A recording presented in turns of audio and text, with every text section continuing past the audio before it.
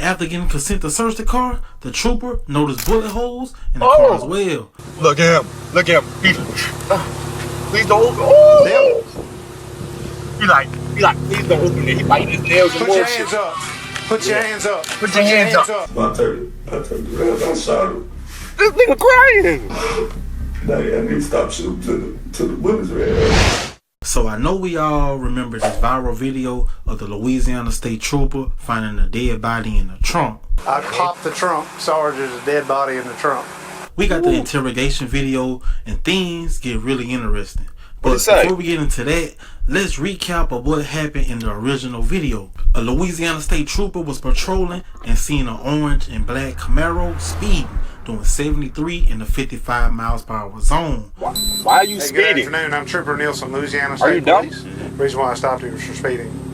You know how fast you're going? No. 73 and a 55, so it's 18 over the limit.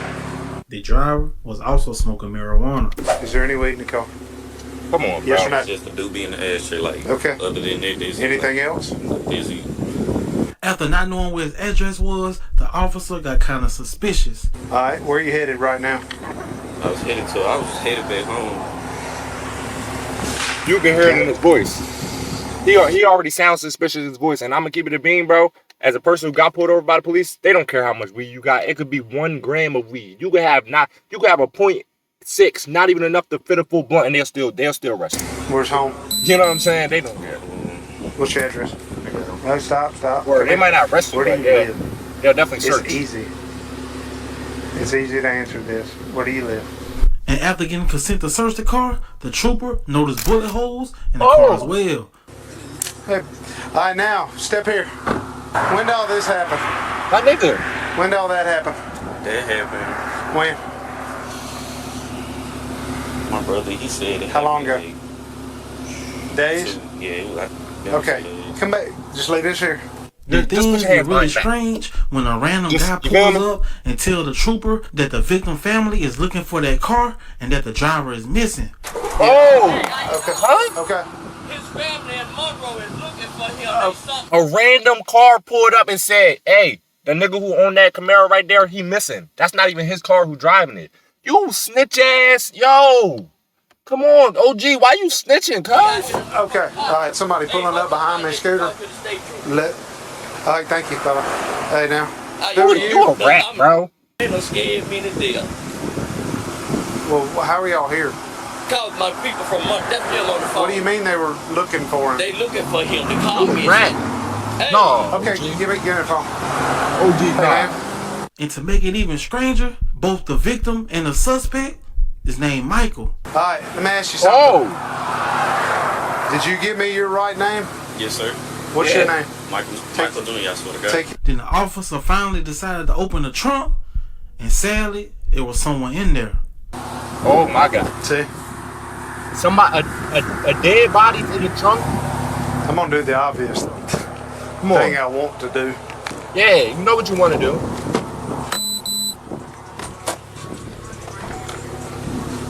Come on, bro. Hey. Look at him. Look at him. Please don't open. Oh! He like, please don't open it. He biting his nails and Put your hands up. Put your hands up. Put your hands up. Put your hands Let's up. talk about the investigation. Feel me? How did that go? He was scared of shit the whole time. He back there like these. He biting his nails off. He got no more nails to bite. I ain't gonna lie. But bro, you made yourself so suspicious from the beginning. You kept stuttering. You didn't know how to answer any questions. You was avoiding eye contact. And every time the officer asked you something, you took so long to answer, bro. You gave yourself up right there. But no, I'm gonna tell you the first thing you gave yourself, speeding. Why are you speeding, my nigga? If you know you got something in the trunk, nigga, you better go slow. You better act like you the most perfect driver in the world. You gonna take the handcuffs off or you won't go for a little longer? I already know you ran it. Just by looking. You're not gonna run out if I take them off for you. Alright. Just by looking, I know you told it all. They called me on the phone. Right away. During the interrogation, Michael tried his best to separate himself from being a shooter.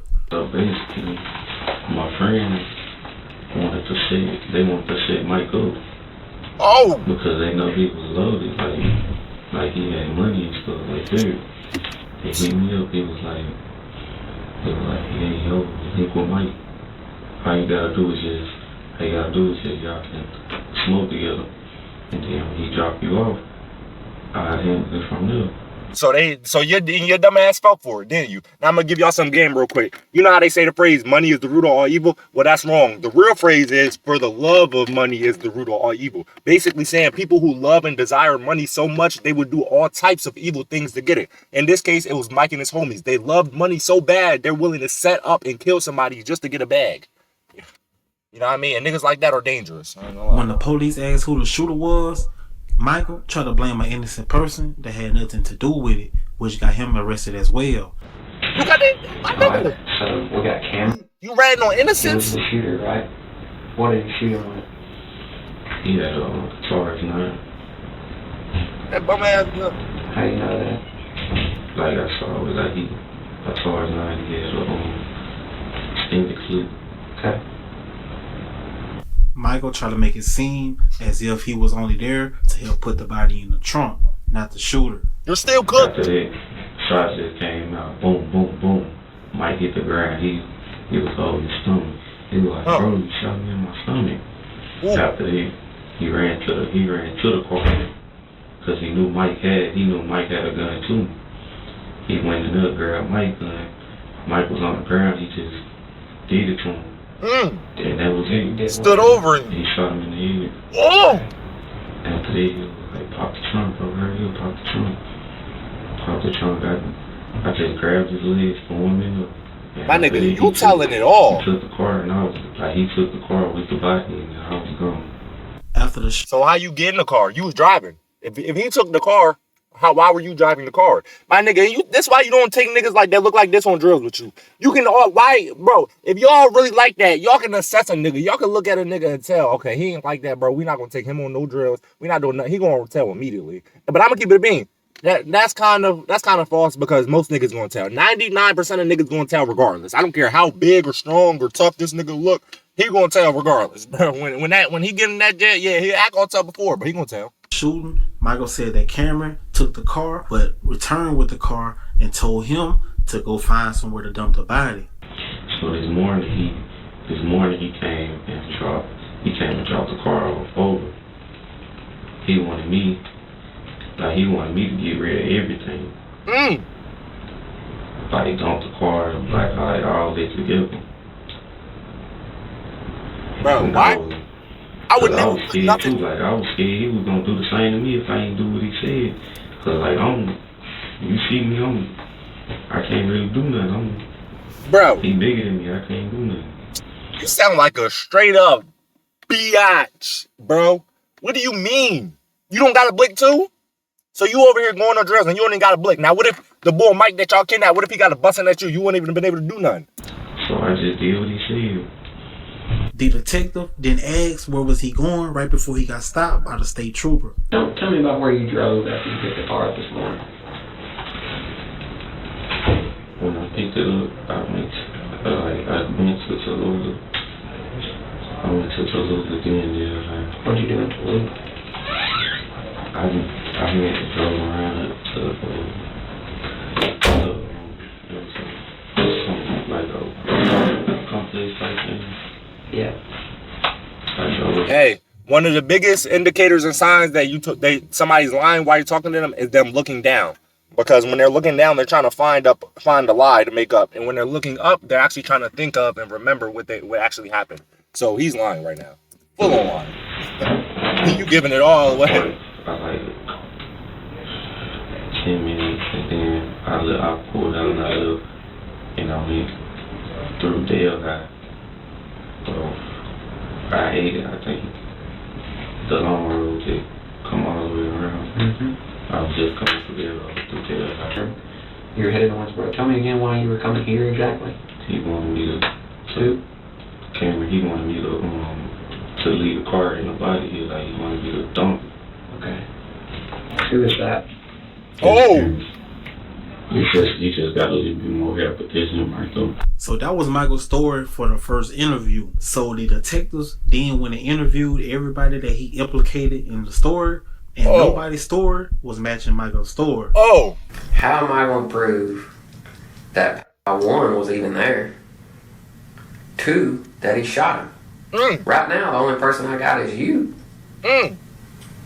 You were driving the car, you have the opportunity because you've got the guns, right? I got videos of you with a gun, with a Ruger, with an extended clip that you said he got shot with. That your cousin said that you only had 6 bullets in, which is exactly how many went into this guy's stomach before he got shot in the face. Everything just points to you. And nothing points to Cameron. Damn, he in that bitch like, damn, I'm about to be the only one that get locked up. I gotta tell, I can't be the only one that go. You dumbass, you should never did a drill, bro. What's wrong with you? He gonna be a free man shortly, and you gonna be in here for 1st-degree murder because you did all this by yourself. He trolling cuz. The detectives then tell Michael that his story does not match the story of the guys that he implicated. Right. So when I send this thing up the chain, he crying? I say, hey, Michael Mitchell didn't shoot this guy. He crying. He helped set him up. He needs his legs switched, but he didn't pull the trigger. Right? Yes, sir. Because that's what you want my report to say, right? Yes, sir. Well, to do that, I have to have all of my facts straight. Nice. But let me tell you what. Right now, I've got it on 2 recordings. Mm-hmm. Okay? I got one that says Smiley was around the corner. He never saw me after the shooting. Me and Cam loaded the body up, and then Cam left in the car. All right? Okay. Then I got Smiley saying, we heard the shooting. We drove around the corner. There was Michael Mitchell. No Cam. And you say Cam was gone already. And then I got another story just now that me and Cam loaded up the body. He jumps in the car and leaves. And now you're just standing there.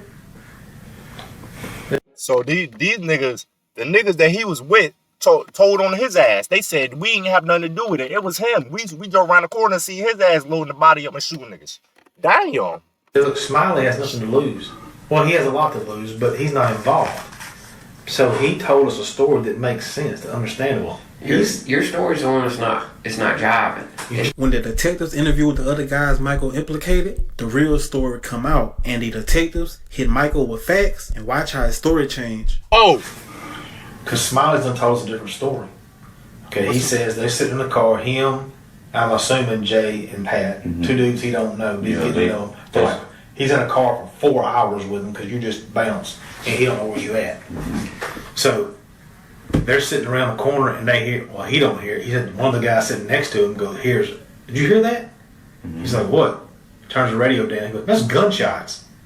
And then you FaceTime him. Now mind you, we're going to get all that FaceTime stuff. We're going to get all this stuff. You FaceTime Smiley.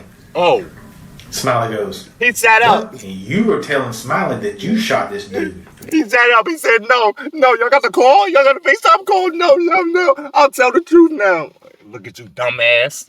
You dumb as hell, bro. You dumb for even going on this whole drill. They gonna have fun with you in prison, bro. They gonna have fun with you. You skinny, you like 120. How old is you? Like 18? Oh yeah, you fresh and meat. They gonna have fun with you. Tyrone and that big buff Tyrone that been in there for 15 years. He gonna have fun with you, my nigga. You better tell it all right now. Guy pulled a gun on you, and you had to shoot him back. That's what Smiley's saying us. So Smiley bounced around the corner. He said, I turned right. As soon as I hit the intersection and my lights shine across that car, and I see that body laying on the ground, because I stopped. He said, well, I ain't no part of this shit. Who's the only person there? A black Camaro with orange stripes. Michael Mitchell. Oh, dead guy. Ain't nobody else there. With all of the facts out, Michael didn't confess to the shooting. Me and Mike, we was chilling for a few hours, like, so after that, he had texted me, he was like, yeah, send me a few dollars for some gas, I can go get some gas. Went to go get some gas. And he left. He told me that's what he was finna do, so that's what he did. And after he was finished, he told me he was back over there. So Smiley went and got gas, hung out, whatever, for like 4 hours. And then he texted you back and said that he's back at the spot, which is the same spot y'all were smoking at earlier in the night, with Pat and Jay. Yeah. Not me. Okay. Some other now you're still with Mike. I'm still with Mike at this point. Yeah. Go from there. What happened after that? So after that, we left the apartment, so I was like, hey bro, I'm ready to go home. Okay. And Mike, he was like, he was looking kind of frustrated at that. Like, he was like blowing his breath real hard. He was like, alright. Through the car park, he was being kind of aggressive. Where were you at right now? At this point, we was leaving the apartments. You were driving? Yeah, okay. Pulling out of the apartments. And he was going super fast. Oh. Hitting the corners all day. Okay. Because when you leave the apartment, it would go make a left. Then there would be the long street, the dark street, right there. So I was getting out. He pulled around with the car facing, like, the car would be facing the opposite way that we came. So you can, like, drive straight off. So at that point, I was getting out the car, like, alright, Mike, bro, I'ma fuck with you. Like, saying goodbye, really. And then Mike was standing, at that point, he was standing at the car. He was like, posted up on the car, like I told y'all. Mike, I turned around. Mike had his gun in his hand. Oh, he about to shoot you? Like, he was like drawing it towards me. Oh. And I was scared. I didn't know what to do. So I turned around. I shot him. This nigga crying. Now I need to stop shooting till the bullets ran out. I still don't believe it. This is You don't believe it. You can fake cry. Well, he pointed a gun at. Well, why didn't you claim self-defense, dumbass? Why didn't you claim self-defense? If a nigga pointed a gun at me and I blick him down, I'm claiming self-defense. I'm gonna call the cops like, hey, yes, police, 911, I just shot this nigga because he just tried to kill me. Yes. I'm claiming self-defense. I'm not dumping the body and all this. So there gotta be something behind it, bro. You didn't know. No, I don't believe it. I don't believe it. Direction, okay? I don't believe your chest. Oh, what the fuck you right here, man? I'm on 18. You a grown ass man crying. Told detectives why he implicated Cameron as the shooter. Well, let's go to another real side point. This nigga got his knees. He got his knees like these. So Cameron is totally innocent.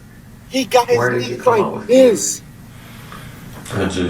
You don't like him, or he jacked me for some money. He jacked me for a large amount of money a while back. Like, that's it. But yeah, it was he at gunpoint, but robbed your dumb ass. Yeah. So Cameron robbed you one time. Yeah, he at robbed gunpoint. Cameron was eventually released, but Michael pled guilty to manslaughter and received 25 years. If you like this channel, 25 years, you cook, nigga. Bro, we could have saved so much time by just putting this nigga in handcuffs at the beginning. He told too many lies. And once a nigga start lying, bro, you can't believe shit he say, my nigga. He was lying. He was switching up his stories. He blamed it on Cameron because he robbed him. I want to know how Cameron feel about this, my nigga. Hey, they about to have fun with you in prison, my nigga. Say goodbye. Why didn't you claim self-defense, dummy? You know what I'm saying? Let me know that. Why didn't bro claim the self-defense? Now I know y'all probably gonna say, oh, well, he shot him. He emptied the whole clip on him. Yes, you did. I get that. I get that. I totally understand that. You're dumb for that. You know what I'm saying? You could have just shot a nigga twice, bang, bang, you know what I mean? And smoked him. You know what I'm saying? And maybe you would have got off with self-defense, bro. But you dumb, my nigga. Please stay out of the streets, bro. And if you are a nigga that in the streets and you even think about going on a drill, please never bring a nigga like him with you. Never, ever in your life bring a nigga that look like these with you. Never bring a nigga that look like these with you, bro. He is liable to tell immediately. He gonna get in that joint and confess immediately. Start crying and everything. And y'all see how the detectives was using tactics against him. They said, hey, the only person we seen on camera was you with Mike. Only you. Smiley got nothing to do with it. You're cooked. If you don't that's what they're gonna do. And they're gonna make you confess, bro. That's exactly what they did to him. Hey, bro, you cooked. I ain't gonna lie.